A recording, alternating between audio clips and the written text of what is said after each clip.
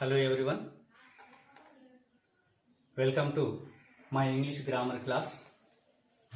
This is Ramul sir, faculty of English from Hyderabad.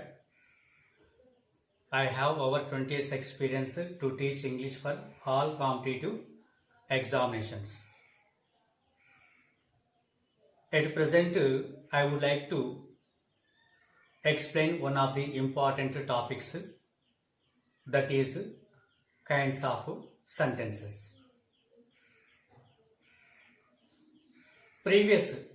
Previous వీడియోల్లో మీకు English basics చెప్పడం జరిగింది.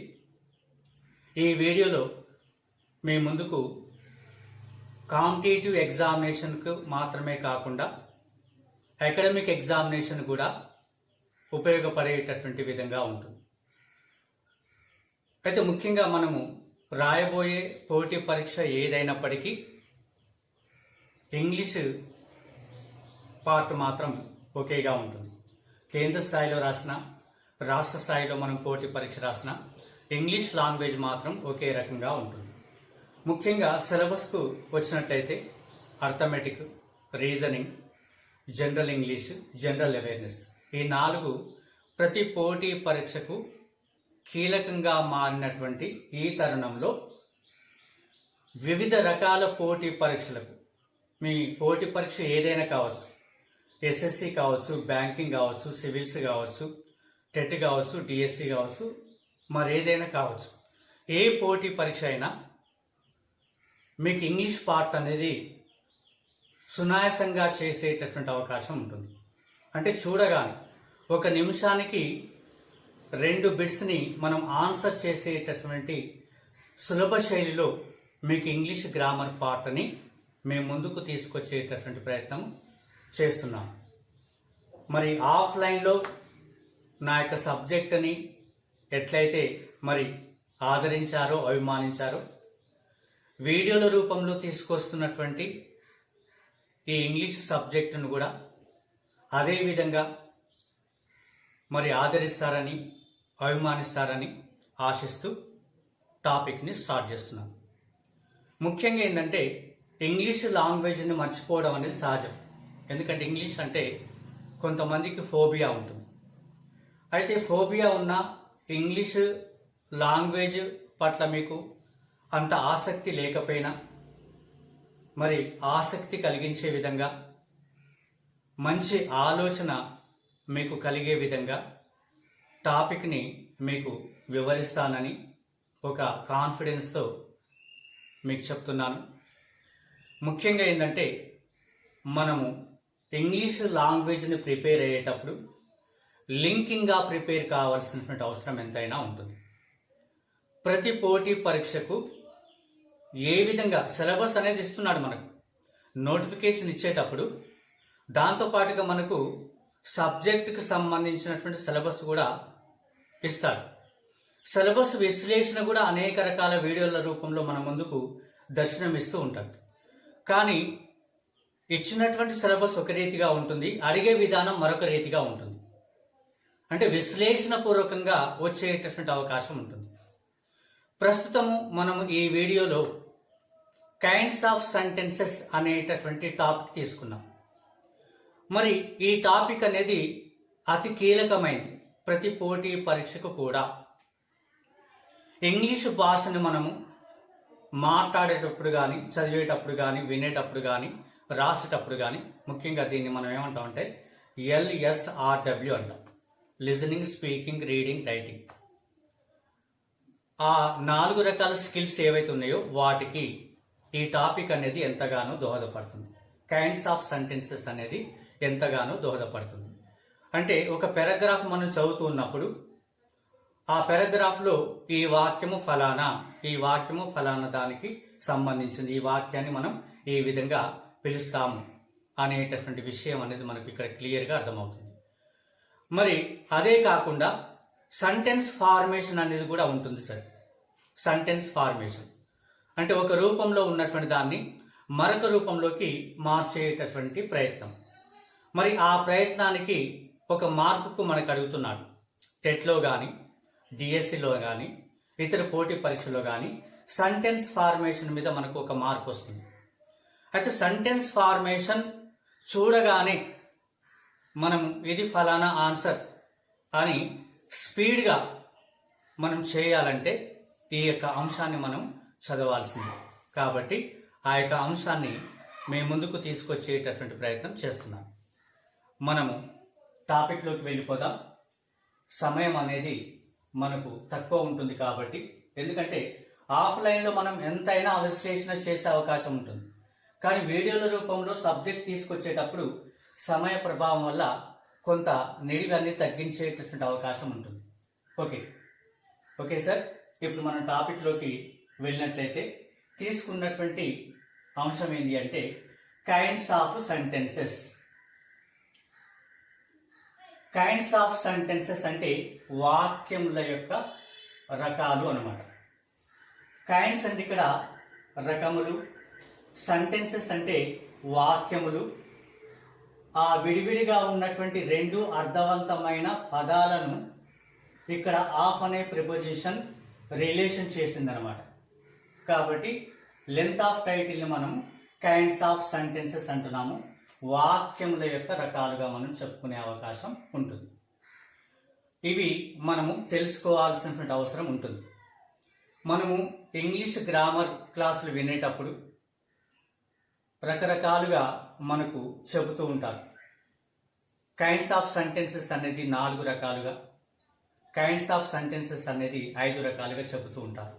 సరే, మరి చెప్పేటటువంటి విషయం అనేది వివిధ కోణాల్లో ఉండొచ్చు. కానీ మనం రాయబోయేటటువంటి పరీక్ష అనేది పోటీ పరీక్ష. పోటీ పరీక్షలో అడిగేటటువంటి సబ్జెక్ట్ అడిగేటటువంటి విధానం ఎలా ఉంటుందంటే విశ్లేషణపూర్వకంగా ఉంటుంది.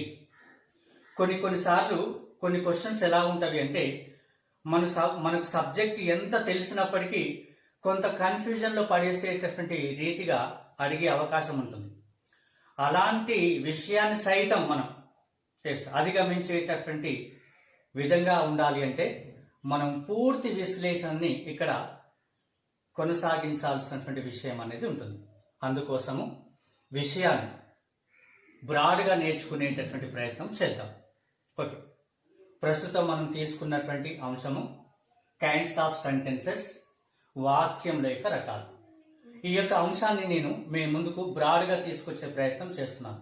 కాబట్టి broadly speaking there are 5 kinds of sentences, namely number 1 assertive sentence or declarative sentence, number 2 imperative sentence, number 3 interrogative sentence or question mark sentence, number 4 exclamatory sentence, number 5 optative sentence.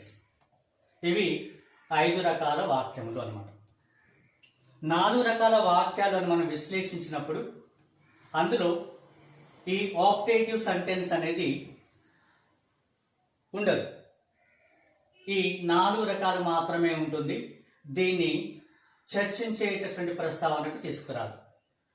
కాకపోతే మనం ఇక్కడ ఏంటంటే competitive examination దృష్టిలో పెట్టుకొని ముందు చూపుగా English గ్రామర్లో English వాక్యములు అనేవి 5 రకాలుగా ఉంటవి అనేటటువంటి విషయాన్ని తీసుకొచ్చారు. మొట్టమొదటిది అసర్టివ్ సెంటెన్స్. దీన్నే మనము డిక్లరేటివ్ సెంటెన్స్ అంటాం. దీన్ని మనం తెలుగులో ఏమంటాం అంటే ప్రతిజ్ఞా వాక్యము అంటాం. తెలుగులో, ఇంగ్లీష్లో చెప్పడం తెలుస్తుంది కానీ తెలుగులో సరి అయిన విశ్లేషణ ఇవ్వలేకపోతుంటాం. అసర్టివ్ సెంటెన్స్ తెలుగులో ఏమంటారు అని అడిగినప్పుడు మనము సైలెంట్గా ఉండకుండా ప్రతిజ్ఞా వాక్యము, ప్రజ్ఞావంతమైన వాక్యము, మన మనసులో ఉన్నటువంటి ప్రజ్ఞావంతమైన భావాన్ని వినిపించడానికి ఉపయోగించేటటువంటి వాక్యమే అసర్టివ్ సెంటెన్స్. దీన్ని మరో రకంగా డిక్లరేటివ్ సెంటెన్స్ అని మనం చెబుతూ ఉంటాం. రెండవది ఇంపరేటివ్ సెంటెన్స్. దీన్ని మనం తెలుగులో ఎలా చెప్పొచ్చు అంటే ఆజ్ఞార్థకమైన వాక్యం. అంటే ఎప్పుడు మనం ప్రజ్ఞావంతమైన భావాన్ని కాదు, కొన్నిసార్లు ఆజ్ఞాపనతో కూడుకున్నటువంటి భావాన్ని కూడా మనం బయటికి ప్రకటించే అవకాశం ఉంటుంది. కాబట్టి ఇక్కడ దీన్ని ఇంపరేటివ్ సెంటెన్స్ అంటే ఆజ్ఞార్థకమైన వాక్యము అని మనం తెలుగులో చెప్పాల్సి ఉంటుంది. మరి మూడవ వాక్యాన్ని కనుక తీసుకున్నట్లయితే ఇంటరాగేటివ్ సెంటెన్స్. ఓకే, దీని ఇంకో రకంగా క్వశ్చన్ మార్క్ సెంటెన్స్ అని కూడా అంటాం. ఎందుకంటే వాక్యం చివర క్వశ్చన్ మార్క్ ఉంటుంది కాబట్టి క్వశ్చన్ మార్క్ సెంటెన్స్ అంటాం. మరి తెలుగులో దీన్ని మనం ఏ విధంగా పిలుస్తుంటాం సార్ అంటే ప్రశ్నార్థకమైన వాక్యం అంటాం. అప్పుడప్పుడు మనము ఎదురుగా ఉన్నటువంటి వ్యక్తిని ప్రశ్నించే అవకాశం మనకు వస్తూ ఉంటుంది. ప్రశ్నించే అవకాశం మనకు వచ్చినప్పుడు ఈ ప్రశ్నార్థకమైనటువంటి వాక్యంని మనం ఉపయోగిస్తూ ఉంటాం. తర్వాత నాలుగో వాక్యం తీసుకున్నట్లయితే ఎక్స్క్లామేటరీ సెంటెన్స్.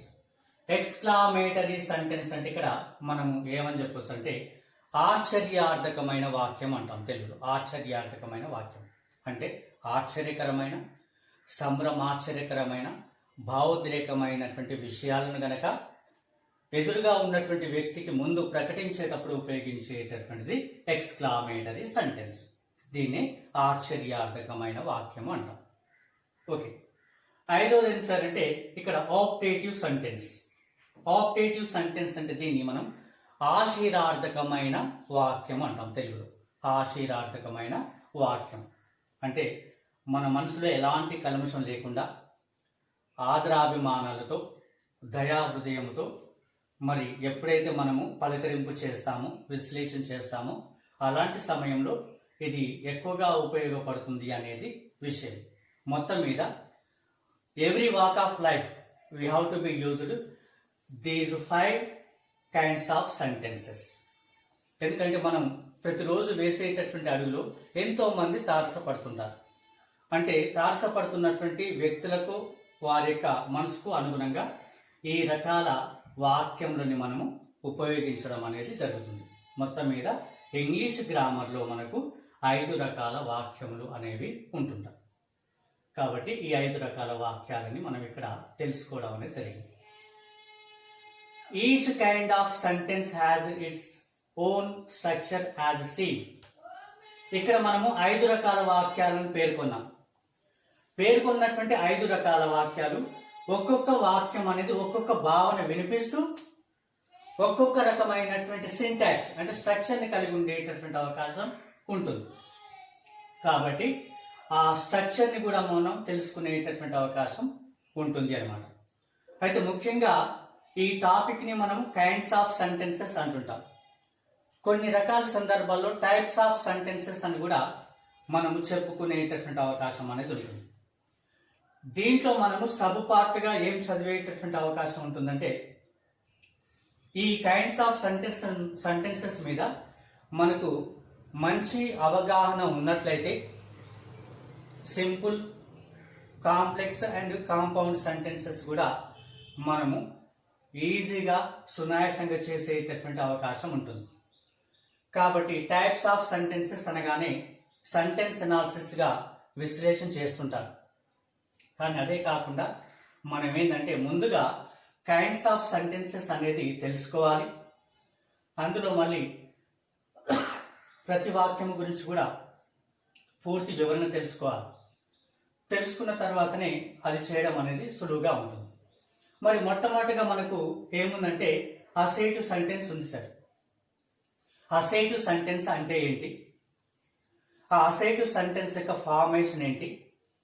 ఫార్మేషన్ అంటే ఒక రూపంలో ఉన్నటువంటి దాన్ని ఇంకొక రూపంలోకి తీసుకువెళ్ళేటటువంటి ప్రయత్నం. సపోజ్ అసేటివ్ సెంటెన్స్ అనగానే మనం నిర్వచిస్తాము. నిర్వచించిన తర్వాత అసేటివ్ సెంటెన్స్లో అఫిర్మేటివ్ ఉంటుంది.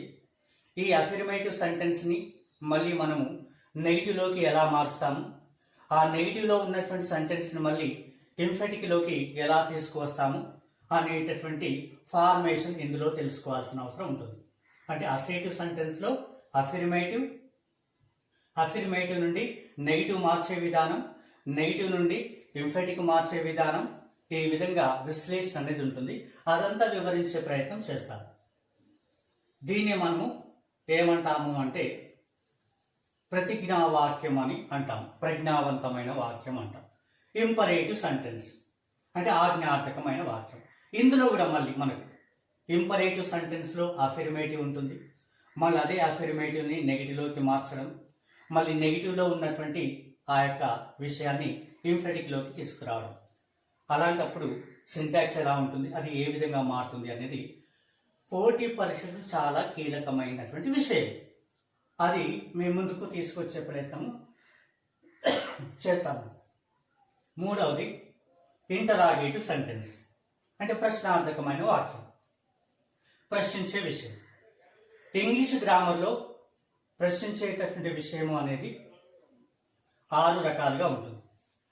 Question word question, yes or no question, question phrase question, alternative question, rhetorical question, emphatic question అని 6 రకాలుగా ఉంటాయి. 6 రకాల క్వశ్చన్స్ ఉన్నప్పటికీ కాంపిటేటివ్ ఎగ్జామినేషన్స్ని బేస్ చేసుకొని 4 రకాల క్వశ్చన్స్ని మనం ఏ విధంగా ఉపయోగిస్తాము, ఎగ్జామినేషన్లో వాటిని ఏ విధంగా గుర్తిస్తాము అనేది ఇందులో నేను తీసుకొచ్చేటటువంటి ప్రయత్నం చేస్తాను. Examination should be time consuming sense. That's why we must follow time sense. ఎందుకంటే సమయ సారణి చాలా కీలకమైనది. మనకు పోటీ పరీక్ష చాలా బిట్స్ ఉంటాయి. సమయాన్ని బట్టి మనం బిట్స్ని ఫాలో చేయాలి. నిమిషానికి 2 నుండి 3 బిట్స్ కరెక్ట్ ఆన్సర్ చేసేంత స్పీడప్ మనలో ఉండాలి. అయితే ముఖ్యంగా ఏంటంటే ఇంగ్లీషు పార్ట్కి రాగానే కాస్త మనకు బ్రేక్ వస్తుంది, కానీ ఆ బ్రేక్ అనేది అలా కాకూడదు. కాబట్టి చూడగానే వాక్యం ఇది ఫలానా, ఇందులో ఆప్షన్స్లో ABCD ఈ 4 రకాల విషయాల్లో ఇది సరి అయిన ఆన్సర్ అని ఈజీగా గుర్తించేటటువంటి విషయం ఇక్కడ మీకు చాలా చక్కగా ఉంటుంది. మొత్తం మీద ఇక్కడ కూడా ఫార్మేషన్ ఉంటుంది, ఇక్కడ ఉంటుంది, ఇక్కడ ఉంటుంది, ఇక్కడ ఉంటుంది. ప్రతి దాంట్లో కూడా సెంటెన్స్ ఫార్మేషన్ ఉంటుంది. ఒక రూపంలో ఉన్నదాన్ని ఇంకొక రూపంలోకి మార్చేటటువంటి విధానం. అలాగనే 4వ తీసుకున్నట్లయితే ఎక్స్క్లామేటరీ సెంటెన్స్, దీన్ని ఆశ్చర్యార్థకమైన వాక్యం అంటాం. దీంట్లో మనము 2 రకాలుగా చూస్తుంటాం. ఒకటి ఏంటంటే WH వర్డ్తో స్టార్ట్ అయ్యి, WH వర్డ్ హవర్తో స్టార్ట్ అయ్యి చివర కనుక ఎక్స్క్లామేటరీ మార్కుంటే దాన్ని ప్యూరిటీ ఆఫ్ ఎక్స్క్లామేటరీ సెంటెన్స్ అంటాం. అందులో సబ్ పార్ట్గా ఇంటర్జెక్షన్ విత్ ఎక్స్క్లామేటరీ అని ఉంటుంది. ఈ 2 రకాల విషయాలు కూడా మనము ఇక్కడ డిస్కస్ చేసుకునే అవకాశం ఉంటుంది. కొన్నిసార్లు ఏంటంటే మనకు కాంపిటేటివ్ ఎగ్జామినేషన్లు ఏం చేస్తున్నారంటే ఎక్స్క్లామేటరీ సెంటెన్స్ని ఇచ్చేసి ఇచ్చినటువంటి ఎక్స్క్లామేటరీ సెంటెన్స్కు ఈ క్రింద ఇచ్చినటువంటి 4 సరి అయిన స్టేట్మెంట్ ఏంటి అని అడుగుతారు. ముఖ్యంగా మీరు గమనించి ఉంటారు, పోటీ పరీక్ష రాసేటప్పుడు క్లాస్ రూమ్లో విన్నటువంటి ఇంగ్లీష్ పార్ట్కు అక్కడ చూసిన తర్వాత మనం రాయబోయే ఇంగ్లీష్కి చాలా వ్యత్యాసం ఉంటుంది. ఎందుకంటే వివిధ కోణాల్లో మనము ఆవిష్కరించే అవకాశము ఇక్కడ చేయలేకపోతున్నాం. అది కాదు, పరీక్షను దృష్టిలో పెట్టుకొని మనము టాపిక్ని అనుసరించాలి, అనుకరించాలి, అవలంబించాలి. అప్పుడే మనకు కాన్ఫిడెన్స్ అనేది మరింతగా పెరుగుతుంది. కాబట్టి ఒక్కొక్క వాక్యము ఏ విధంగా ట్రాన్స్ఫార్మ్ అవుతుంది మరొక రూపంలోకి అనేది మీకు ఒక టాపిక్ కాగానే ఎగ్జామినేషన్ వ్యూ ఎలా ఉంటుందనే విశ్లేషణ మీకు ఇస్తాను. కాబట్టి మీరు వీడియోని క్రమం తప్పకుండా ఫస్ట్ నుండి లాస్ట్ వరకు గమనిస్తేనే మీకు సబ్జెక్టు బాగా బోధపడుతుంది. కానీ ఓపిక లేకుండా మనము మధ్యనే వదిలేస్తే అది పూర్తిగా జారిపోతుందనే విషయం. ఓకే, తర్వాత 5వది కనుక తీసుకున్నట్లయితే ఆప్టేటివ్ సెంటెన్స్, ఆశ్చర్యార్థకమైన వాక్యము. ఇది కూడా అప్పుడప్పుడు మనకు ఎగ్జామినేషన్లో అడిగేటటువంటి ప్రయత్నం చేస్తున్నారు. మొత్తం మీద ఈ 5 రకాల వాక్యాలు, ఈ 5 రకాల వాక్యాలకు భావ ప్రకటన ఉంటుంది. ఒక్కొక్క వాక్యాన్ని ఒక్కొక్క భావ ప్రకటనలో ఉపయోగిస్తాము. దానికి స్ట్రక్చర్ కూడా డిఫరెంట్ షేడ్స్గా మనకు కనిపించే అవకాశం ఉంటుంది. కాబట్టి ఆ విషయాన్ని ఇక్కడ మీకు మార్క్గా తీసుకొచ్చాను అనమాట. Each kind of sentence has its own structure as seen అనే విషయాన్ని ఇక్కడ చెప్పడం అనేది జరిగింది. ఓకే, ఇప్పుడు ఈ 5 రకాల వాక్యాల్లో మొట్టమొదటి వాక్యం ఏంటంటే అసేటివ్ సెంటెన్స్. దీన్ని ఇంకో రకంగా మనం డిక్లరేటివ్ సెంటెన్స్ అని కూడా అంటాం. ఇది మొట్టమొదటి సెంటెన్స్గా మనం చెప్పుకోవచ్చు. సో ఇక్కడ దీనికి మనకు డెఫినేషన్ ఎలా, what the meaning of assertive sentence అని మీరు ప్రశ్నించుకున్నప్పుడు ఆ ప్రశ్నను మీరు ఈ విధంగా పొందే అవకాశం అనేది ఉంటుంది. A sentence that states asserts or declares something is called an assertive or declarative sentence అని మనం షార్ట్గా నిర్వచనాన్ని చెప్పుకునేటటువంటి ప్రయత్నం చేశాం. ఏదైనా ఒక వాక్యము చదివినప్పుడు ఆ వాక్యము ప్రజ్ఞావంతమైన భావాన్ని వినిపిస్తుందో ఆ విధమైనటువంటి వాక్యాన్ని మనం అసేటివ్ సెంటెన్స్గా పరిగణించేటటువంటి అవకాశం ఉంటుంది. When we want to express our heartful feeling to fellow people, the very moment we must be used such sentence like assertive only. ఎప్పుడైతే మన మనసులో ఉన్నటువంటి పూర్తి ప్రజ్ఞావంతమైన భావాన్ని వినిపించాలనుకుంటామో, చెప్పే ప్రయత్నం చేస్తామో అలాంటి సమయంలో మాత్రమే మనము ఉపయోగించే వాక్యము అసేటివ్ సెంటెన్స్. ఈ అసేటివ్ సెంటెన్స్ని కొంతమంది భాషాభిమానులు డిక్లరేటివ్ సెంటెన్స్ అని కూడా అంటున్నారు. ఎందుకంటే some declaration, it gives some declaration to fellow people, that's why it is called declarative sentence. Sometimes it is also called a simple statement. కొన్నిసార్లు మనం దీన్ని సింపుల్ స్టేట్మెంట్ అని కూడా అంటుంటాం. సింపుల్ స్టేట్మెంట్ భావ ప్రకటన వాక్యము, మన మనసులో ఉన్నటువంటి భావాన్ని వివరించడానికి ఉపయోగించేటటువంటి వాక్యము, దాన్ని భావ ప్రకటన వాక్యము అంటాం. ఓకే, ఇక్కడ నిర్వచనం మళ్ళీ ఒకసారి చూడండి sir. A sentence that states asserts or declares something is called an assertive or declarative sentence. Sometimes it is also called a simple statement. This is the definition of assertive sentence. Then what is an order of assertive sentence? What is an order of assertive sentence? Here is presented such a structure. ఇక్కడ మీకు రాయడం అనేది జరిగింది. Syntax. What is the meaning of syntax? Syntax means order of words, అంటే పదాల అమరిక. అసేటివ్ sentence రాసేటప్పుడు ఏ పదం తర్వాత ఏ పదము పేర్చాలి, సమకూర్చాలి అనేటటువంటి విషయాన్ని మనం సింటాక్స్ అంటాం. Syntax means order of words. అంటే we have to be noted number of syntaxes. మనకు ఎన్నో సింటాక్సెస్ తెలుసుకోవాల్సినటువంటి అవసరం ఉంటుంది. ముఖ్యంగా కాంపిటేటివ్ ఎగ్జామినేషన్స్ ఎవరైతే రాయబోతుంటారో వాళ్ళు దాదాపుగా 100 సింటాక్స్లు ఇక్కడ నేర్చుకోవాల్సినటువంటి అవసరం ఉంటుంది. మీకు మునుముందు సింటాక్స్ అనే ఒక ప్రత్యేకంగా టాపిక్ని తీసుకొచ్చేటటువంటి ప్రయత్నం చేస్తాను. ఇది ముఖ్యంగా సివిల్స్ రాసేటటువంటి వాళ్లకు, ఎస్ఎస్సి బ్యాంకింగ్ రాసేటటువంటి వాళ్లకు, ప్రతి పోటీ పరీక్షకు మరి పాల్గొనే విద్యార్థులకు ఉపయోగపడుతుంది. ముఖ్యంగా ఎవరైతే మరి ఉపాధ్యాయ అభ్యర్థులుగా మరి ఉన్నారో, టెట్ కానీ డిఎస్సి కానీ, వాళ్ళకు మామూలుగా అడిగేటటువంటి అవకాశం ఉండదు. చాలా మరి హార్డ్గా అడిగేటటువంటి అవకాశం ఉంటుంది. ఎంతవరకు మనం ఏం చేస్తున్నామంటే అకాడమిక్ లెవెల్గా మనం వెళ్తూ ఉన్నాం, కానీ అందులో ఇక్కడ కఠినాత్మకంగా అడిగితే దాన్ని విశ్లేషించే విధంగా నేర్చుకోవడం అనేది చేయట్లేదు. అంతే. కాకపోతే ఏంటంటే మనసుంటే మార్గం ఉంటుంది అంటారు. కాబట్టి మనసు పెట్టి మనం నేర్చుకుంటే ఎంత కఠినంగా అడిగినా ఓహో ఇట్లా అడిగాడా, ఇంకో దీనికి ఆన్సర్ ఇలా అనేది మనకు వెంటనే షార్ప్గా వచ్చేస్తుంది. కాబట్టి అసేటివ్ సెంటెన్స్కి స్ట్రక్చర్ ఏంటి అంటే వెంటనే మనం చెప్పేయాలి. Subject plus verb plus object. when a sentence is having subject plus verb plus object, then only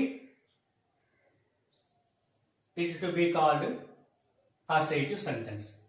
ఎప్పుడైతే ఒక వాక్యము ముందుగా సబ్జెక్ట్, తర్వాత వెర్బ్, తర్వాత ఆబ్జెక్ట్, సబ్జెక్ట్ వెర్బ్ ఆబ్జెక్ట్ ఈ 3 పదాల క్రమంలో ఉన్నటువంటి వాక్యాన్ని మనం అసేటివ్ సెంటెన్స్గా చెప్పుకునే అవకాశం ఉంటుంది.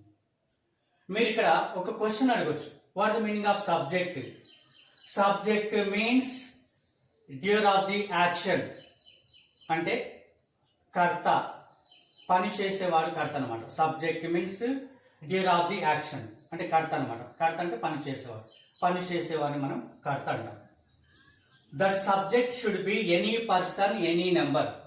Any person means the first person, the second person and the third person. Any, మనకు ఫస్ట్ పర్సన్ సబ్జెక్ట్ అయినా కావచ్చు, సెకండ్ పర్సన్ సబ్జెక్ట్ అయినా కావచ్చు, థర్డ్ పర్సన్ సబ్జెక్ట్ అయినా కావచ్చు, either singular or plural. Singular number అయినా కావచ్చు, ప్లూరల్ నెంబర్ అయినా కావచ్చు. Sometimes such subject should be naming word. Naming word అయినా కావచ్చు అనమాట. మొత్తం మీద సబ్జెక్ట్ ఉండాలి. ఆ సబ్జెక్ట్ పర్సనల్ సబ్జెక్ట్ అయినా కావచ్చు, ఇంపర్సనల్ సబ్జెక్ట్ అయినా కావచ్చు, ఏదైనా కావచ్చు, కానీ ముందు మాత్రం సబ్జెక్ట్ తో స్టార్ట్ కావాలి. సబ్జెక్ట్ తర్వాత రెండో ప్లేస్ లో మనకి ఏం ఉండాలంటే verb. Verb means action word or doing word, అంటే క్రియాపదం. వాక్యంలో ఉన్నటువంటి కర్త చేసే పనిని సూచించే పదాన్ని మనం క్రియాపదం అంటాం. ఆ క్రియాపదం అనేది మనకు ప్రిన్సిపల్ వెర్బ్ అయినా కావచ్చు, హెల్పింగ్ వెర్బ్ అయినా కావచ్చు, ఏ వెర్బ్ అయినా కావచ్చు. అది ఏ టెన్స్లోనైనా ఉండొచ్చు. సింపుల్ ప్రెజెంట్ కావచ్చు, ప్రెజెంట్ కంటిన్యూ కావచ్చు, ప్రెజెంట్ పర్ఫెక్ట్ కావచ్చు, ప్రెజెంట్ పర్ఫెక్ట్ కంటిన్యూస్ కావచ్చు, సింపుల్ పాస్ట్ కావచ్చు, పాస్ట్ కంటిన్యూస్ కావచ్చు, పాస్ట్ పర్ఫెక్ట్ కావచ్చు, ఇంకా ఏదైనా కావచ్చు, ఏ టెన్స్లోనైనా ఉండొచ్చు. మొత్తం మీద మాత్రం వర్బ్ ఉండాలి. Verb means action word or doing word. తర్వాత ఏంటి అంటే object. What the meaning of object? Object means receiver of the action, అంటే పనిని అనుభవించేవాడు అనమాట. పనిని అనుభవించేవాడిని మనం కర్మ అంటాం. పని చేసేవాడు కర్త, పనిని తెలియచేసేది క్రియ, పనిని అనుభవించేది కర్మ. కర్త, క్రియ, కర్మ, ఈ మూడు పదాలు క్రమంలో గనక మనము పేరిస్తే, సమకూరిస్తే అది అసేటివ్ సెంటెన్స్గా మారి ప్రజ్ఞావంతమైన భావాన్ని వినిపిస్తుంది. ఆ ప్రజ్ఞావంతమైన భావాన్ని మనము అనుకూలంగా చెప్పుకోవచ్చు, వ్యతిరేకంగా చెప్పుకోవచ్చు. అనుకూలంగా చెప్పినప్పుడు అఫర్మేటివ్ అవుతుంది, వ్యతిరేకంగా చెప్పినప్పుడు నెగిటివ్ అవుతుంది. అదేంటనేది మనము మునుముందు తెలుసుకునేటటువంటి అవకాశం ఉంటుంది. ఇక్కడ నేను రూపొందించినటువంటి రాసినటువంటి విషయం ఏంటంటే సబ్జెక్ట్, వర్బ్, ఆబ్జెక్ట్ అని విడమర్చి రాశాను. దీన్ని మనము సింటాక్స్లో, ఫార్ములాలో షార్ట్గా సూచించినప్పుడు సబ్జెక్ట్ని మనము షార్ట్గా ఎస్ అని సూచిస్తాం. ఎస్ మీన్స్ సబ్జెక్ట్ అనుకోవాలి. వెర్బ్ని మనం షార్ట్గా వి అంటాము. ఓకే, తర్వాత ఆబ్జెక్ట్ని షార్ట్గా ఓ అంటాం. ఎస్ ప్లస్ వి ప్లస్ ఓ. ఇక్కడ మీకు షార్ట్గా, స్వీట్గా ఉండేటటువంటి ప్రయత్నం చేశారు. ఇక్కడ ఈ పదానికి అర్థాన్ని, ఈ పదానికి అర్థాన్ని, ఈ పదానికి అర్థాన్ని కూడా ఇక్కడ తీసుకొచ్చే ప్రయత్నం చేశారు. మరి ముఖ్యంగా ఎగ్జాంపుల్స్లో చూసినట్లయితే ఏ విధంగా ఉంటుంది ఆ వాక్యాలను మనం ఎలా చెప్పుకోవచ్చు అంటే ఇక్కడ మొట్టమొదటి వాక్యం చూడండి sir. Mohan works very hard. Mohan అనేటటువంటి వ్యక్తి చాలా కష్టపడి పని చేస్తాడు అనేటటువంటి అర్థం ఉంది. They are learning English. వారు ఇంగ్లీష్ భాష నేర్చుకుంటూ ఉన్నారు. పూర్తి అర్థవంతమైన భావం వినిపించింది. మూడవ వాక్యం చూస్తే Sumathi is a voice girl. Sumathi అనేటటువంటి బాలిక చాలా తెలివిగల బాలిక అనేటటువంటి విషయం మనకి ఇక్కడ అర్థమైంది. నాలుగో వాక్యం చూస్తే ఏంటంటే ఐఎమ్ ఏ టీచర్. నేను ఒక ఉపాధ్యాయుడిని అనే అర్థాన్ని ఇచ్చింది. Sita is going to college. Sita అనే బాలిక ఇక్కడ కళాశాలకు వెళుతూ ఉన్నది అనేటటువంటి అర్థాన్ని ఇచ్చింది. మనము చదివినటువంటి 1, 2, 3, 4, 5 ఈ 5 వాక్యములు ఏవైతే ఉన్నాయో ఇవి పూర్తి అర్థవంతమైన భావాన్ని అనుకూలంగా వినిపించారన్నమాట. కాబట్టి వీటిని మనం అసేటివ్ సెంటెన్సెస్ అని చెప్పుకునే అవకాశం ఉంటుంది. కాబట్టి ఇక్కడ మీరు చూసినట్లయితే మోహన్ అనేది మొట్టమొదటి వాక్యంలో చూసినట్లయితే మోహన్ అనేది సబ్జెక్ట్, వర్క్స్ అనేది ఇక్కడ వెర్బ్, వెరీ హార్డ్ అనేది ఆబ్జెక్ట్. సబ్జెక్ట్, వెర్బ్, ఆబ్జెక్ట్ ఉంది కాబట్టి ఇది అర్థవంతమైన వాక్యం. దీన్ని మనం అసేటివ్ సెంటెన్స్ అంటాం. తర్వాత రెండో వాక్యాన్ని కనుక మనం విశ్లేషణ చేస్తే దే ఆర్ లర్నింగ్ ఇంగ్లీష్. ఇందులో దే అనేది సబ్జెక్ట్, ఆర్ లర్నింగ్ అనేది వెర్బ్, తర్వాత ఇంగ్లీష్ అనేది ఆబ్జెక్ట్. ఇది సబ్జెక్ట్ వెర్బ్ ఆబ్జెక్ట్ ఉంది కాబట్టి దీన్ని మనం అసర్టివ్ సెంటెన్స్ అని చెప్పొచ్చు. నెక్స్ట్ మూడో వాక్యం తీసుకున్నట్లయితే సుమతి అనేది ఇక్కడ సబ్జెక్ట్, ఈజ్ అనేది వెర్బ్, ఇక్కడ ఏ వాయిస్ గర్ల్ అనేది ఆబ్జెక్ట్. అంటే ఇందులో సబ్జెక్ట్ ఉంది, వెర్బ్ ఉంది, ఆబ్జెక్ట్ ఉంది కాబట్టి ఇది అసర్టివ్ సెంటెన్స్గా లేదా డిక్లరేటివ్ సెంటెన్స్గా మనం భావించే అవకాశం ఉంటుంది. నాలుగో వాక్యాన్ని మనం తీసుకున్నప్పుడు ఐఎమ్ ఏ టీచర్, నేను ఒక ఉపాధ్యాయుడిని. ఇందులో ఐ అనేది సబ్జెక్ట్, ఇక్కడ ఎమ్ అనేది వెర్బ్, ఏ టీచర్ అనేది ఆబ్జెక్ట్. సబ్జెక్ట్ వెర్బ్ ఆబ్జెక్ట్ ఉంది కాబట్టి ఇది అసర్టివ్ సెంటెన్స్గా మనం చెప్పుకోవచ్చు. అలాగనే Sita is going to college, Sita కళాశాలకు వెళుతూ ఉన్నది అనేటువంటి అర్థాన్ని ఇస్తుంది. ఇందులో సబ్జెక్ట్ సీత, ఈజ్ గోయింగ్ అనేది వెర్బ్, టు కాలేజ్ అనేది ఇక్కడ మనం ఆబ్జెక్ట్గా తీసుకోవచ్చు. మనం ఈ 5 వాక్యాలను గమనించినప్పుడు సబ్జెక్ట్ ఉంది, వెర్బ్ ఉంది, ఆబ్జెక్ట్ ఉంది కాబట్టి వాటిని మనం అసర్టివ్ సెంటెన్సెస్ అంటున్నాం. ఎప్పుడైనా ఒక వాక్యం చూడగానే సబ్జెక్ట్ తర్వాత వెర్బ్ తర్వాత ఆబ్జెక్ట్ ఉండి చివర ఫుల్ స్టాప్ బిగినింగ్ క్యాపిటల్ ఉన్నట్లయితే దాన్ని మనం అసర్టివ్ సెంటెన్సెస్గా పరిగణించే అవకాశం ఉంటుంది. ఇది మనము తెలుసుకున్నటువంటి విషయం. మరి ఈ అసర్టివ్ సెంటెన్స్లో ఫార్మేషన్ ఎలా ఉంటుంది అనేది కూడా మనం చూస్తాము, కాబట్టి దాన్ని మనం నేర్చుకుందాం. ఇంతవరకు మనము కైండ్స్ ఆఫ్ సెంటెన్సెస్ అనే టాపిక్లో అసర్టివ్ సెంటెన్స్ యొక్క విధానము తెలుసుకున్నాము. ఇప్పుడు ఈ అసర్టివ్ సెంటెన్స్లో ఫార్మేషన్ అనేది తెలుసుకుందాం. ఫార్మేషన్ అంటే ఏర్పడే విధానం అని అర్థం వస్తుంది. Formation of negative and emphatic statements, ఇది మనం తీసుకున్నటువంటి సబ్ టైటిల్. మామూలుగా ఎప్పుడైనా ఎక్కడైనా మన విషయ సంగ్రహాన్ని మాట్లాడేటప్పుడు ఒక పని జరుగును అనేది అఫిర్మేటివ్, ఒక పని జరగదు అని చెప్పడం నెగిటివ్, ఒక పని జరుగునా అని చెప్పడం ఇంటరాగేటివ్, ఒక పని జరగదా అని చెప్పేది నెగిటివ్ ఇంటరాగేటివ్. మామూలుగా మనము ఫార్మేషన్లో అఫిర్మేటివ్ అంటే అవును, నెగిటివ్ అంటే కాదు, ఇంటరాగేటివ్ అంటే అవునా, నెగిటివ్ ఇంటరాగేటివ్ అంటే కాదా. మళ్ళీ అందులో కూడా క్వశ్చన్ ఏర్పడేటటువంటి విధానం ఇలా మనం తెలుసుకున్నప్పుడు ఫార్మేషన్ చేయడం అనేది చాలా సులువు అవుతుంది. అయితే ఇక్కడ మనం ఈ కైండ్స్ ఆఫ్ సెంటెన్సెస్లో అసర్టివ్ సెంటెన్స్ మాత్రమే తీసుకుంటున్నాము ప్రస్తుతం. ఈ అసర్టివ్ సెంటెన్స్ యొక్క డెఫినేషన్ తెలిసింది, దాని యొక్క ఆర్డర్ ఆఫ్ వర్డ్స్ తెలిసింది. ఇప్పుడు ఫార్మేషన్ అనేది తెలుసుకుంటున్నాము. ఈ ఫార్మేషన్ అంటే అఫిర్మేటివ్లో ఉన్నటువంటి సెంటెన్స్ని నెగిటివ్గా ఎంఫటిక్గా మార్చేటప్పుడు ఏ విధంగా మనము అనుకరించాలి అనేది ఇక్కడ మీకు నోటింగ్ పాయింట్ని సూచించడం జరిగింది. మరి ఆ నోటింగ్ పాయింట్ ఏంటి అంటే negative and emphatic statements are formed by placing do conjugations like do, does, did before the main verb in simple present and simple past.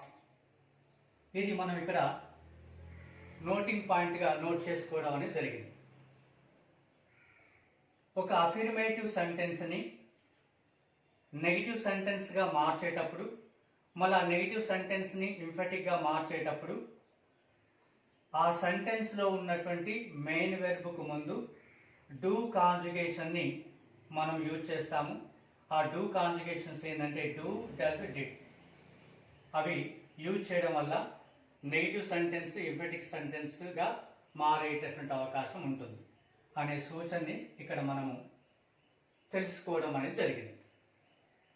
ఇప్పుడు ముందుగా మనము అఫిర్మేటివ్ సెంటెన్సెస్ చూద్దాం.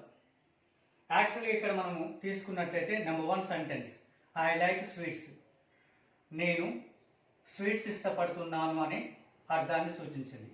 ఇది కంప్లీట్ సెంటెన్స్గా చెప్పొచ్చు. ఈ కంప్లీట్ సెంటెన్స్లో మనకు సబ్జెక్ట్ ఏంటంటే ఐ అనే subject first person singular number. తర్వాత లైక్ ఉంది. లైక్ అంటే ఇష్టపడడం. ఇష్టపడడం అనేది ఒక పని సూచించేది క్రియని ఇంగ్లీష్లో మనం వెర్బ్ అంటాం. ఇది వెర్బ్ అనమాట. ఈ వెర్బ్ అనేది మొట్టమొదటి రూపంలో ఉంది. వెర్బ్ మొట్టమొదటి రూపంలో ఉన్నప్పుడు దాన్ని మనం ప్రెజెంట్ అంటాం. ఇది ప్రెజెంట్ వెర్బ్గా మనము అర్థం చేసుకుంటాం.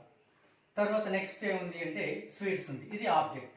అంటే ఈ వాక్యంలో ఐ అనేది సబ్జెక్ట్, లైక్ అనేది వెర్బ్, స్వీట్స్ అనేది ఆబ్జెక్ట్. ఎప్పుడైతే ఒక వాక్యంలో సబ్జెక్ట్ తర్వాత వెర్బ్ తర్వాత ఆబ్జెక్ట్ ఉండి చివరి ఫుల్ స్టాప్ బిగినింగ్లో క్యాపిటల్ లెటర్ ఉన్నట్లయితే దాన్ని మనం అసైటివ్ సెంటెన్స్గా పరిగణిస్తాం. ఇది అసైటివ్ సెంటెన్స్. కానీ అసైటివ్ సెంటెన్స్లో ఇక్కడ మనం ఏ విధంగా ట్రీట్ చేస్తున్నాము అంటే అఫిర్మేటివ్గా ట్రీట్ చేస్తున్నాం. ఎందుకు అఫిర్మేటివ్ అంటున్నాము అంటే మనం నెగిటివ్ ఎంఫెటిక్ సెంటెన్స్గా మార్చేటటువంటి అవకాశం ఉంది కాబట్టి ఇక్కడ మనం అఫిర్మేటివ్గా వీటిని ట్రీట్ చేస్తూ ఉన్నాం. ఇది affirmative sentence. Okay, subject verb object ఉంది. అసైటివ్ సెంటెన్స్లో అఫిర్మేటివ్.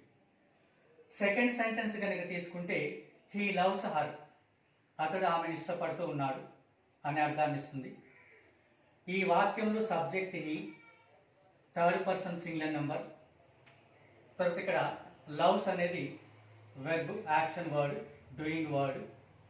ఇది మనకు ఇష్టపడుతున్నాడు అనే అర్థాన్ని సూచిస్తుంది.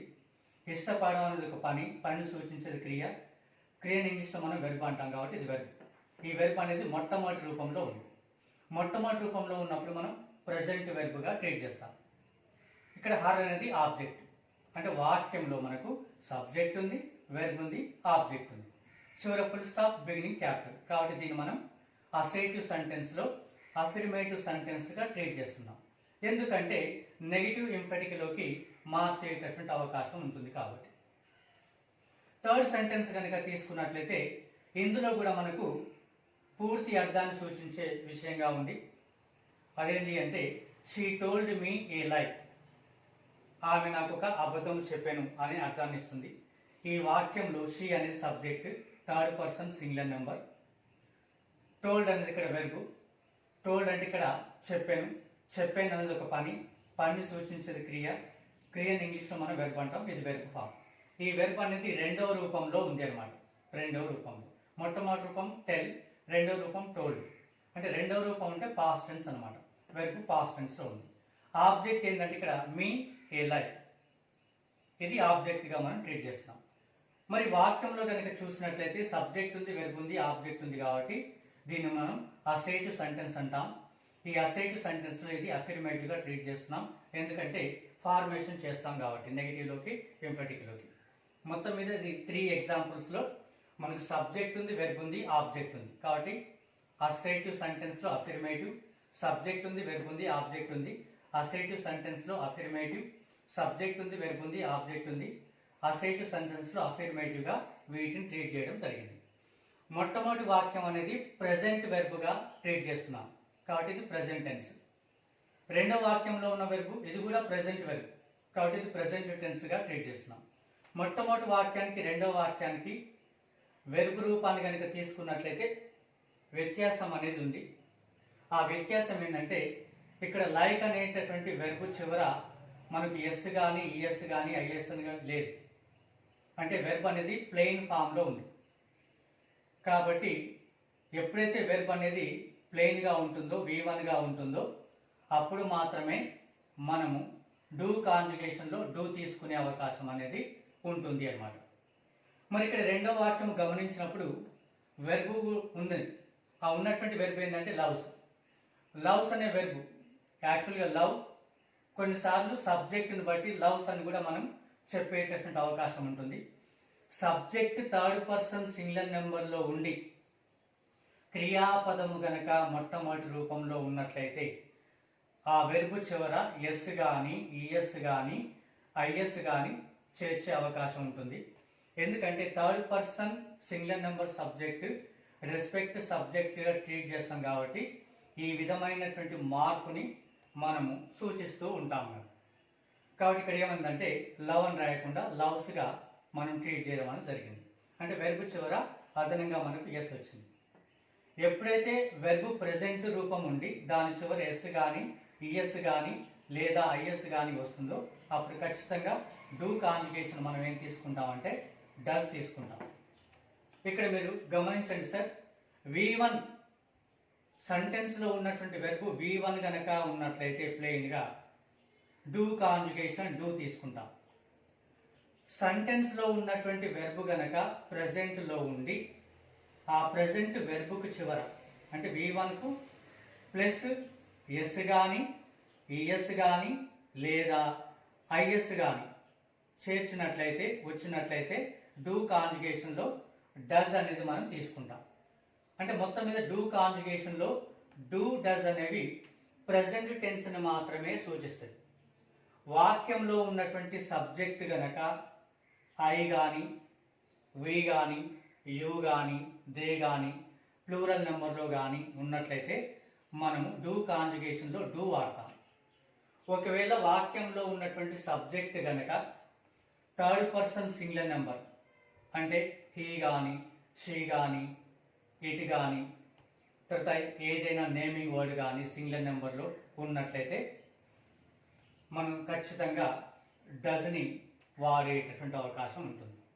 కాకపోతే ఏంటంటే ఇక్కడ డస్ అనేది ప్రెజెంట్ టెన్స్ సింగులర్ సెన్స్లో ఉపయోగిస్తాం. డూ అనేది ప్రెజెంట్ ఇక్కడ ప్లూరల్ సెన్స్లో యూజ్ చేసేటటువంటి అవకాశం ఉంటుంది. అంటే ఐ వి యు దే ఉన్నప్పుడు మాత్రమే డూని వాడతాము. హీ షీ ఇట్ తర్వాత naming word singular number personal కానీ ఇంపర్సనల్ కానీ సింగులర్ సెన్స్లో ఉన్నప్పుడు డస్ అనేది మనం యూజ్ చేస్తాం. డూ డస్ మాత్రం ప్రెజెంట్ టెన్స్కు మాత్రమే యూజ్ చేస్తాం. ఇక్కడ మరి సెంటెన్సెస్లో కనుక వెర్బ్ అనేది V2లో ఉన్నట్లయితే అంటే వెర్బ్ రెండవ రూపం. వెర్బ్ రెండవ రూపము ఇక్కడ టోల్డ్ ఉంది చూడండి. వెర్బ్ రెండవ రూపం టెల్ టోల్డ్ టోల్డ్. వెర్బ్ రెండవ రూపం అంటే ఎప్పుడు కూడా పాస్ట్ టెన్సే సూచిస్తుంది. వెర్బ్ పాస్ట్ టెన్స్లో ఉన్నప్పుడు ఫార్మేషన్లో మనం డూ కాంజుగేషన్ ఏం వాడతామంటే డిడ్ వాడతాం. సబ్జెక్టు ఏ నెంబర్లో ఉన్నా ఏ పర్సన్లో ఉన్నా ఆల్ పర్సన్స్ ఆల్ నెంబర్స్కు పాస్ట్ టెన్స్లో డిడే వస్తుంది. కాబట్టి ఇక్కడ మనం డూ కాంజుగేషన్ అయినటువంటి డూ డస్ డిడ్ని ఫార్మేషన్లో ఉపయోగించే అవకాశం ఉంటుంది. ఇప్పుడు ఈ అఫిర్మేటివ్లో ఉన్నటువంటి ఈ 3 సెంటెన్సెస్ని మనం నెగిటివ్గా ఎంఫెటిక్ స్టేట్మెంట్స్గా మార్చేటటువంటి ప్రయత్నం చేద్దాం. అందులో ఫస్ట్ మనం మొట్టమొదటి వాక్యాన్ని కనుక తీసుకున్నట్లయితే ఐ లైక్ స్వీట్స్. ఇది అఫిర్మేటివ్ సెంటెన్స్. ఈ అఫిర్మేటివ్ సెంటెన్స్ ఇప్పుడు మనము నెగిటివ్ సెంటెన్స్గా మార్చేద్దాం. నెగిటివ్ సెంటెన్స్గా మార్చేటప్పుడు అఫిర్మేటివ్ సెంటెన్స్లో సబ్జెక్ట్ ఏంటి? ఐ. అఫిర్మేటివ్ సెంటెన్స్ సబ్జెక్ట్ ఏదైతే ఉందో అదే సబ్జెక్ట్ని నెగిటివ్ సెంటెన్స్లో కూడా తీసుకోవాలి. ఇక్కడ ఐ ఉంది, ఇదే సబ్జెక్ట్ ఇక్కడికి వచ్చినప్పుడు ఐగా ఉంది. There is no change at all, remain the same. ఇక్కడ ఐ అనేది ఐగా వచ్చేసింది. ఓకే, ఇక్కడ నెగిటివ్ సెంటెన్స్లో సబ్జెక్ట్లో ఎలాంటి మార్పు అనేది లేదు. అఫిర్మేటివ్లో ఎలా ఉందో నెగిటివ్లో కూడా మనకు అలాగనే వచ్చింది. తర్వాత రెండో ప్లేస్లో చూస్తే మనకేముంది? వర్బ్ ఫామ్ ఉంది. ఏంది? లైక్. ఇది action word or doing word. ఇది ఏ ఫామ్లో ఉందంటే V1, అంటే వెర్బ్ అనేది ప్రెసెంట్ ఫామ్లో ఉంది. వెర్బ్ అనేది ఇక్కడ ఫస్ట్ ఫామ్లో ఉన్నప్పుడు మనం తీసుకునే కాంజుగేషన్స్ ఏంటంటే డూ లేక డస్. డూ లేక డస్ తీసుకోవడం అనేది ఇచ్చిన సెంటెన్స్లో ఉన్నటువంటి సబ్జెక్టును బట్టి ఉంటుంది.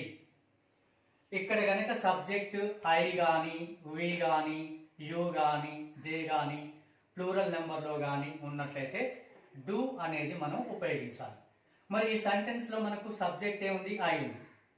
మరి ఐ అనే సబ్జెక్ట్ సేమ్గా ఇక్కడ రాసుకోవడం జరిగింది. మరి వెర్బ్ చూస్తే V1 ఉంది.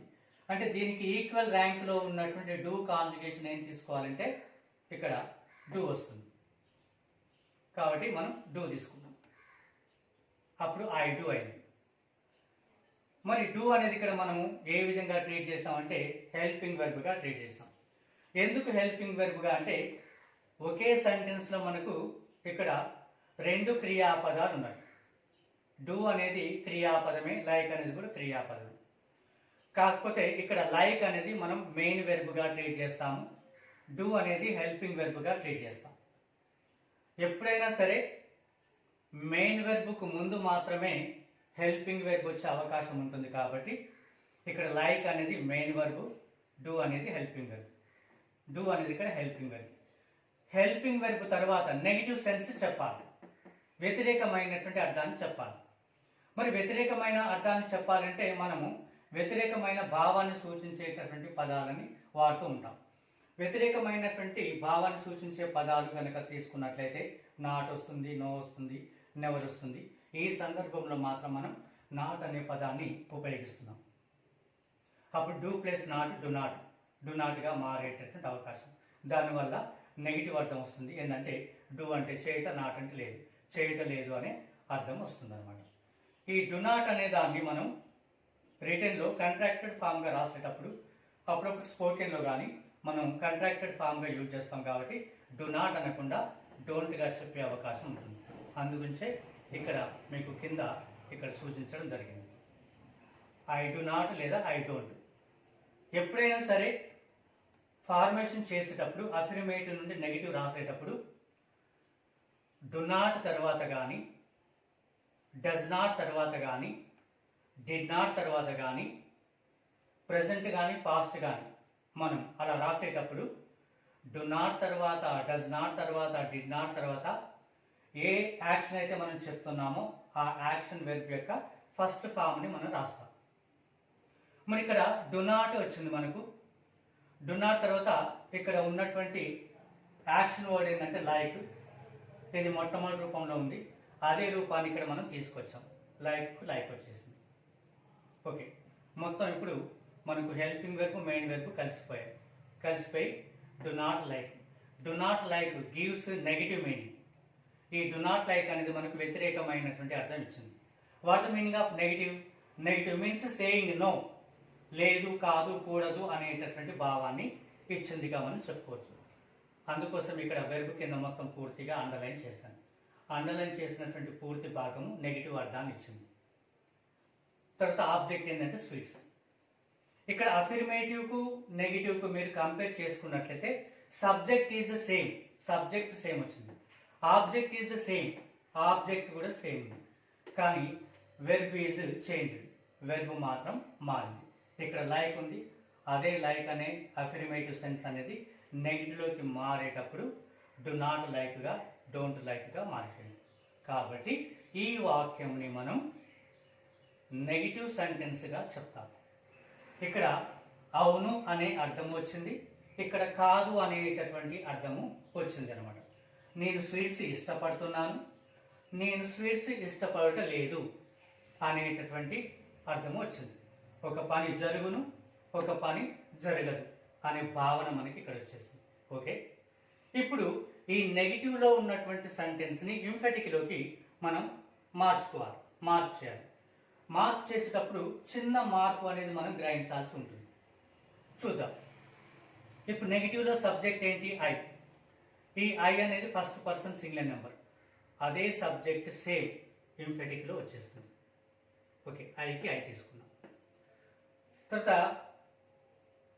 తర్వాత ఉన్నటువంటి ఏంటంటే హెల్పింగ్ వెర్బ్. ఏముంది? డూ ఉంది. డూకు డూ వస్తుంది. ఓకే, ఇప్పుడు నెక్స్ట్ ఏంటి అంటే నాట్ ఉంది. నాట్ అనేది వ్యతిరేకమైన అర్థాన్ని ఇస్తుంది. వ్యతిరేకమైన అర్థాన్ని ఇచ్చేటటువంటి నాట్ అనే పదం ఏదైతుందో దాన్ని మనం ఇక్కడ తీసుకోకూడదు, రాయకూడదు. కాబట్టి రాయట్లేదు. ఓకే, నాటు వదిలేయండి. తర్వాత ఏముంది? Main verb. మెయిన్ వెర్బ్ ఏంది? లైక్. అదే మెయిన్ వెర్బ్ ఇక్కడ వచ్చేస్తుంది. ఓకే, లైక్ వచ్చేస్తుంది. తర్వాత స్వీట్స్, ఇది ఆబ్జెక్ట్ వచ్చేస్తుంది. అంటే నెగిటివ్ సెంటెన్స్ని ఇంఫెటిక్లోకి మార్చేటప్పుడు subject is the same, helping verb is the same, negative form is not taken at all, main verb remains the same. Main వెర్బ్ని మనం సేమ్గా రాయడం అనేది జరిగింది. ఆబ్జెక్ట్ ఈజ్ ద సేమ్ వచ్చేసింది. ఇప్పుడు ఇది ఇంఫెటిక్గా మారిందనమాట. ఐ డు లైక్ స్వీట్స్, నేను స్వీట్స్ ఇష్టపడుతున్నాను అనేది పాష్గా హుందాగా చెప్పినటువంటి విధంగా ఉందిగా చెప్పుకోవచ్చు అనమాట. ఇన్సిస్ట్ చేసినటువంటి విధంగా ఉందిగా మనం అర్థం చేసుకోవాల్సి ఉంటుంది. ఒక పని జరుగును, ఒక పని జరగదు, ఒక పని జరుగును అనేది కాస్త స్ట్రాంగ్గా మనము ఇన్సిస్ట్ నొక్కి చెప్పినట్టుగా ఉన్నది అనే భావన మనకు కనిపిస్తుంది. ముఖ్యంగా ఈ మధ్యకాలంలో కాంపిటేటివ్ ఎగ్జామినేషన్లో ఫార్మేషన్లో ఇంఫెటిక్ ఎక్కువగా అడుగుతున్నటువంటి అవకాశాలు ఉన్నాయి. ముఖ్యంగా చూసినట్లయితే టెట్ డిఎస్సి టీచర్ రిక్రూట్మెంట్ టెస్ట్లు ఏవైతే ఉన్నాయో అందులో కఠినతరంగా ఈ ఫార్మేషన్ అనేది అడిగేటటువంటి విధానం ఉంది. కాబట్టి మీరు గమనించండి. గమనించినప్పుడు ఇక్కడ ఉన్నటువంటి వాక్యాన్ని ఈ వాక్యం ఇందులోకి తీసుకొచ్చినప్పుడు ఎలా మారింది, మళ్ళీ అదే వాక్యాన్ని ఇక్కడికి రాసినప్పుడు ఎలా మారింది అనే విషయం మీకు పూర్తిగా అవగతమైంది. ఓకే, రెండవ వాక్యాన్ని తీసుకుందాం. ముఖ్యంగా ఏంటంటే ఇక్కడ ఎక్కువగా నేను తెలుగుని యూజ్ చేయడం అనేది జరుగుతున్నటువంటి విషయం. తెలుగులో చెప్పేటటువంటి ప్రయత్నమే చేస్తున్నాను. ఇంగ్లీష్ వాడకం చాలా వరకు పూర్తిగా తగ్గించి ఓన్లీ తెలుగులోనే వివరణ ఇచ్చే ప్రయత్నం చేస్తున్నాను. రెండో వాక్యం తీసుకున్నట్లయితే హీ లవ్స్ హర్. ఇది అసర్టివ్ సెంటెన్స్, అందులో అఫిర్మేటివ్. ఈ అఫిర్మేటివ్ సెంటెన్స్ ఇప్పుడు మనం నెగిటివ్లోకి మార్చేద్దాం. నెగిటివ్లోకి మార్చేటప్పుడు అఫిర్మేటివ్లో సబ్జెక్ట్ ఏముంది? హీ. హీ అనే subject third person singular number. హీకి హీ వచ్చింది. ఓకే, సబ్జెక్ట్ సేమ్ ఉంది. తర్వాత మనం తీసుకుంటే మెయిన్ వెర్బ్ ఏముంది? లవ్స్ ఉంది.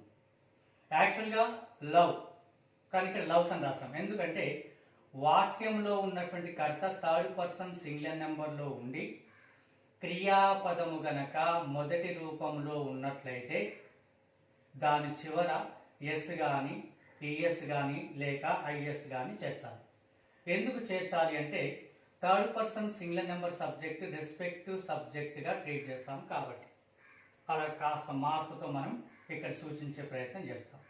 కాబట్టి ఇక్కడ లవ్ కాస్త లవ్స్గా మారింది. ఓకే, ఇది యాక్షన్ వర్డ్ వెర్బ్ వర్డ్గా మనం ట్రీట్ చేస్తున్నాం. కాబట్టి ఇక్కడ మనము డూ కాంజుగేషన్ ఏం తీసుకుంటామంటే మెయిన్ వెర్బ్ చివరి ఎస్ వచ్చింది కాబట్టి ఎప్పుడైనా మెయిన్ వెర్బ్ మొట్టమొదటి రూపంలో ఉన్నప్పుడు డూ అనుకున్నాము, మొట్టమొదటి రూపానికి చివరి ఎస్ ఈఎస్ లేక ఐఎస్ వచ్చినప్పుడు డస్ అనుకున్నాం. మరి ఇక్కడ హీ వచ్చింది కాబట్టి మనం తీసుకునే డూ కాంజుగేషన్లో ఏమొస్తుంది అంటే డస్ వస్తుంది. డస్ అనేది singular number, subject singular, verb కూడా సింగులర్. ఇక్కడ బ్యాలెన్స్గా ఉందిగా చెప్పుకోవాల్సి ఉంటుంది. ఓకే, తర్వాత నెగిటివ్ అర్థాన్ని సూచించేటటువంటి పదం ఏంటి అంటే ఇక్కడ నాట్. ఇక్కడ మనం నాట్ని తీసుకోవడం జరిగింది. Not, does plus not does not అంటే చేయటలేదు అనేటటువంటి మీనింగ్ వస్తుంది అన్నమాట. ఓకే, ఆ తర్వాత మెయిన్ వెర్బ్ ఏంటంటే లవ్. ఇక్కడ ఉన్నటువంటి లవ్స్ అనేది లవ్గా వచ్చింది. ఎందుకంటే ఎప్పుడైనా సరే మనం అఫిర్మేటివ్ సెంటెన్స్ నెగిటివ్ సెంటెన్స్గా మార్చేటప్పుడు డు నాట్ తర్వాత base form of the verb ఉపయోగించాలి. మరి ఇక్కడ డు నాట్ తర్వాత base form of the verb ఏమొచ్చింది? లైక్ వచ్చింది. ఒకవేళ సబ్జెక్ట్ని బట్టి does not then base form of the verb అంటే ఇక్కడ డస్ నాట్ వచ్చింది, base form of the verb ఏంటంటే లవ్ అన్నమాట. ఇక్కడ డస్ వచ్చింది, ఇక్కడ చివర వచ్చేటటువంటి ఎస్ ఈఎస్ లేదా ఐఎస్ ప్లేస్లో ఇక్కడ దాని యొక్క లోటుని ఈ రూపంలో భర్తీ చేసాం కాబట్టి మెయిన్ వెర్బ్ చివర ఎస్ కానీ ఈఎస్ కానీ చేర్చకూడదు. కాబట్టి ఇది correct. Does not love, does not loves అది కరెక్ట్ కాదు. కరెక్షన్ ఆఫ్ సెంటెన్సెస్లో మనం గమనించాల్సి ఉంటుంది. ఎప్పుడైనా సరే అఫిర్మేటివ్లో ఉన్నటువంటి సెంటెన్స్ని నెగిటివ్ సెంటెన్స్లోకి మార్చేటప్పుడు అది ప్రెజెంట్ టెన్స్ అయినా పాస్ట్ టెన్స్ అయినా సింపుల్ ప్రెజెంట్ సింపుల్ పాస్ట్ టెన్స్లో మనం అఫిర్మేటివ్ నుండి నెగిటివ్ మార్చేటప్పుడు do not does not did not తర్వాత బేస్ ఫామ్ని యూజ్ చేయాలి. డు నాట్ తర్వాత బేస్ ఫామ్ వచ్చింది, డస్ నాట్ తర్వాత బేస్ ఫామ్ వచ్చింది, base form of the verb. తర్వాత ఆబ్జెక్ట్ వచ్చింది. అప్పుడు he does not love her, అతడు ఆమెను ఇష్టపడటం లేదు. ఇదే డస్ నాట్ని మనం ఏం చేస్తామంటే కంట్రాక్టెడ్ ఫామ్గా రాస్తే డజంట్ అయింది. ఇది స్పోకెన్లో మనం ఎక్కువగా వాడుతూ ఉన్నటువంటి విషయం. ఓకే, ఇది నెగిటివ్ సెంటెన్స్. అఫిర్మేటివ్ నుండి నెగిటివ్ మార్చే ప్రయత్నం అనమాట. సబ్జెక్ట్ చూస్తే మనకు సేమ్ వచ్చేసింది డీటో, ఆబ్జెక్ట్ చూస్తే సేమ్ వచ్చేసింది, కానీ వెర్బ్ అనేది ఇక్కడ లవ్స్ అనేది కాస్త డస్ నాట్ లవ్గా మారిపోయింది. డస్ నాట్ లవ్ అనే ఎక్స్ప్రెషన్ ఇక్కడ సింపుల్ ప్రెజెంట్ నెగిటివ్ సెన్స్గా వచ్చేసింది. ఓకే, ఇప్పుడు ఈ నెగిటివ్ సెన్స్ని ఇంఫెటిక్ సెన్స్గా మార్చేటప్పుడు ఎలా మనం ఫాలో చేస్తాము అంటే సబ్జెక్ట్ ఈజ్ ద సేమ్. ఇక్కడ సబ్జెక్ట్ ఏదైతే ఉందో ఆ సబ్జెక్ట్ సేమ్ తీసుకున్నాము. ఇక్కడ హెల్పింగ్ వెర్బ్ ఏంటి అంటే ఇది సింగులర్ సెన్స్ కాబట్టి సింగులర్ వెర్బ్ తీసుకుంటే డస్ వచ్చింది, డస్ కు డస్ తీసుకున్నాం. నాట్ అనేది మనం ఇక్కడ యూజ్ చేయకూడదు కాబట్టి రౌండ్ అప్ చేసుకున్నాం. ఓకే, తర్వాత base form of the verb ఏముంది, లవ్, లవ్ కు లవ్ వచ్చింది. తర్వాత ఆబ్జెక్ట్ ఏంది, హర్, హర్ కు హర్ వచ్చింది. అంటే యాక్చువల్గా ఇక్కడ మనం గమనించినప్పుడు లవ్ అనేది మెయిన్ వెర్బ్, మెయిన్ వెర్బ్ ముందు డస్ వచ్చింది. లైక్ అనేది మెయిన్ వెర్బ్ ముందు డూ వచ్చింది ఇక్కడ. అంటే ఎప్పుడైనా సరే ఫార్మేషన్ చేసేటప్పుడు సింపుల్ ప్రెజెంట్ టెన్స్లో కానీ తర్వాత సింపుల్ పాస్ట్ టెన్స్లో కానీ మెయిన్ వెర్బ్కు ముందు నెగిటివ్లో కానీ ఎంఫెటిక్లో కానీ డూ, డస్, డిడ్ని వాడేటటువంటి అవకాశం ఉంటుందని ఇక్కడ నోటింగ్ పాయింట్లో రాసుకున్నాం. అదే పాయింట్ని మనం ఇక్కడ రివైజ్ చేసుకుంటున్నాం, పునశ్చరణ చేసుకునే ప్రయత్నం చేస్తున్నాం. మొత్తం మీద ఇక్కడ అఫిర్మేటివ్ సెన్స్, ఈ అఫిర్మేటివ్ సెన్స్ని నెగిటివ్ సెన్స్గా మార్చేసాం, నెగిటివ్ సెన్స్ని ఇంఫెటిక్ సెన్స్గా మార్చే ప్రయత్నం చేశాం. అయితే ఇక్కడ ఇదేంటంటే ఒక రకంగా చెప్పాలంటే మనము పాష్గా తర్వాత రిథమిక్గా మనం తర్వాత ఎంఫసిస్గా చెప్తున్నటువంటి విధంగా ఉంటుంది. ఇప్పుడు థర్డ్ సెంటెన్స్ తీసుకున్నట్లయితే షీ టోల్డ్ మీ ఏ లై. ఇది అసైటివ్ సెంటెన్స్లో అఫిర్మేటివ్, ఎందుకంటే నెగిటివ్ ఇంఫెటిక్ చేస్తున్నాం కాబట్టి ఇక్కడ మనం అఫిర్మేటివ్గా ట్రీట్ చేస్తున్నాం. ఇందులో సబ్జెక్ట్ ఏంటి, షీ, వెర్బ్ ఏంది, టోల్డ్. ఇక్కడ మీ ఏ లై అనేది ఇక్కడ ఆబ్జెక్ట్, సబ్జెక్ట్ ఉంది, వెర్బ్ ఉంది, ఆబ్జెక్ట్ ఉంది. ఇది మనం సెంటెన్సెస్ ప్రకారంగా అసైటివ్ సెంటెన్స్, అందులో అఫిర్మేటివ్ సెన్స్, అంటే ఇక్కడ అనుకూలమైనటువంటి భావన ఇస్తుంది. ఈ అనుకూలమైన భావన ఇచ్చేటటువంటి వాక్యానికి వ్యతిరేకమైన భావన మనం చెప్పాలి, ఇన్సిస్ట్ చేసి చెప్పే విధంగా రాయాలి, అది ఇంఫెటిక్ అవుతుందిగా చెప్పుకోవచ్చు. ఇక్కడ మరి మార్పు చేస్తే సబ్జెక్ట్ ఏముంటారంటే షీ ఉంది, అదే సబ్జెక్ట్ నెగిటివ్లో షీ వచ్చేసింది. Okay, there is no change at all, remains same, సేమ్గా వచ్చేసింది. ఇక్కడ రెండో ప్లేస్లో ఏముందంటే టోల్డ్ ఉంది, టోల్డ్ అనేది వెర్బ్. ఈ వెర్బ్ అనేది మనకు V2గా ఉంది. V2 అంటే వెర్బ్ రెండవ రూపం, వెర్బ్ రెండవ రూపం ఎప్పుడు కూడా మనకు పాస్ట్ టెన్స్ సూచిస్తుంది. వెర్బ్ పాస్ట్ టెన్స్లో ఉన్నప్పుడు V2లో ఉన్నప్పుడు డిడ్ తీసుకోవాలనుకున్నాము. ఇక్కడ మీకు ఒక ఐడియా ఇచ్చాను కాబట్టి డిడ్ తీసుకున్నాం, డిడ్ వచ్చింది. డిడ్ అనేది పాస్ట్ టెన్స్లో ఉంది, అంటే చేసే తిని అనేటటువంటి అర్థం వచ్చింది. వ్యతిరేకమైన అర్థం చెప్పడానికి నాట్ అనేది ఇక్కడ ప్లస్ చేసాము, అప్పుడు did plus not did not అయింది, అంటే చేయకుంటుని. ఇక్కడ హెల్పింగ్ వెర్బ్గా మనం దీన్ని ట్రీట్ చేసాము. తర్వాత మెయిన్ యాక్షన్ కనుక తీసుకున్నట్లయితే ఇక్కడ ఏముంది, V2 ఉంది. ఈ V2 అనేది నెగిటివ్కు మారేసరికి V1గా మారుతుంది. టోల్డ్ అనేటటువంటి V2కు V1 ఏంటంటే ఇక్కడ టెల్ అనమాట, కాబట్టి టెల్గా రాస్తాం. అప్పుడు ఏమైందంటే did not tell. Did not tell అనేది ఇక్కడ వెర్బ్ అనేది నెగిటివ్ సెన్స్లోకి వచ్చేసింది. మీ ఏ లై అనేది ఇక్కడ ఆబ్జెక్టివ్గా మనం చెప్పుకోవచ్చు. ఇక్కడ మీనింగ్ ఏముందంటే ఆమె నాకు ఒక అబద్ధం చెప్పాను, ఆమె నాకు ఒక అబద్ధం చెప్పకుండా. ఇది అఫిర్మేటివ్ సెన్స్, ఇది నెగిటివ్ సెన్స్. ఓకే, అయితే నెగిటివ్ మీనింగ్ సూచించే వెర్బ్కు అండర్లైన్ చేశాను. ఈ డిడ్ నాట్ అనే దాన్ని మనం కంట్రాక్టెడ్ ఫామ్గా రాస్తే డిడెంట్ అవుతుంది. ఇది మనం స్పోకెన్లో ఎక్కువగా యూజ్ చేస్తూ ఉంటాం కాబట్టి ఈ విధంగా మీకు సూచించడం అనేది జరిగింది. ఇప్పుడు దీన్ని మనం ఎందులోకి మార్చామంటే ఎంఫెటిక్లోకి మార్చాలి. ఎంఫెటిక్లోకి మార్చేటప్పుడు ఏం చేస్తాము, ముందుగా సబ్జెక్ట్ తీసుకుంటాం. ఇక్కడ ఏముంది, షీ వచ్చింది. ఓకే, తర్వాత రెండో ప్లేస్లో ఏముంది మనకి హెల్పింగ్ వెర్బ్ ఏంది, డిడ్. డిడ్ అనేది పాస్ట్ సెన్స్ సూచించింది, అదే మనం యాసిడ్గా తీసుకున్నాం, డిడ్కు డిడ్ వచ్చింది. కాకపోతే ఇక్కడ ఏంటంటే మనము ఎంఫెటిక్ చేసేటప్పుడు నెగిటివ్ ఫామ్ వాడకూడదు కాబట్టి దీనికి రౌండ్ అప్ చేస్తాం. తర్వాత ఏముంది, మెయిన్ వెర్బ్ ఏంది, టెల్కు టెల్ రాస్తాం. ఆబ్జెక్ట్ ఏంది, మీ ఏ లై వచ్చేసింది. ఓకే, అంటే మొత్తం మీద ఇక్కడికి మనం కంపేర్ చేసుకున్నప్పుడు ఏంటంటే ఇక్కడ ఉన్నటువంటి నాట్ని తొలగిస్తే అది ఎంఫెటిక్గా ఫామ్ అయిపోయిందిగా మనం అర్థం చేసుకోవాల్సిన అవసరం ఉంటుంది. షీ డిడ్ టెల్ మీ ఏ లై అనేది ఇక్కడ మనకు ఎంఫెటిక్ స్టేట్మెంట్గా చెప్పుకునే అవకాశం ఉంటుంది.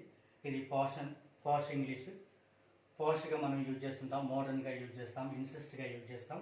ఎంఫసిస్గా యూజ్ చేస్తాంగా మనం అర్థం చేసుకోవాల్సి ఉంటుంది. కాబట్టి ఒక రకంగా చెప్పాలంటే ఎంఫెటిక్ స్టేట్మెంట్స్ ఇది నాన్ ఎంఫెటిక్ స్టేట్మెంట్స్గా మనం భావన చేసుకోవచ్చు, అర్థం చేసుకోవచ్చు. ఆ రెండింటికి మధ్యన ఇక్కడ నెగిటివ్ సెన్స్గా వచ్చిందిగా మనం చెప్పుకోవాల్సి ఉంటుంది. మొత్తం మీద నెంబర్ 1, నెంబర్ 2 ఇవి సింపుల్ ప్రెజెంట్లో ఉంది. సింపుల్ ప్రెజెంట్ టెన్స్ని నెగిటివ్లోకి మార్చేటప్పుడు, ఎంఫెటిక్లోకి మార్చేటప్పుడు డూ కాంజుగేషన్ ఏం యూజ్ చేస్తామంటే డూ డస్ని యూజ్ చేయడం అనేది జరిగింది. అదే థర్డ్ సెంటెన్స్ కనుక తీసుకున్నట్లయితే వెర్బ్ అనేది ఇక్కడ పాస్ట్లో ఉంది. ఒకవేళ సింపుల్ పాస్ట్ టెన్స్లో ఉన్నట్లయితే డూ కాంజుగేషన్ మనం ఏం యూజ్ చేసుకోవాలంటే డిడ్ యూజ్ చేసుకోవాలి. కాబట్టి ఆ విషయాన్ని, ఈ కాంజుగేషన్ విషయాన్ని ఇక్కడ మీకు రూపొందించడం అనేది జరిగింది. V1 ఉన్నప్పుడు డూ, V1 చివర ఎస్ కానీ ఈఎస్ కానీ లేదా ఐఎస్ కానీ వచ్చినట్లయితే డజ్, డూ డజ్ ప్రెజెంట్.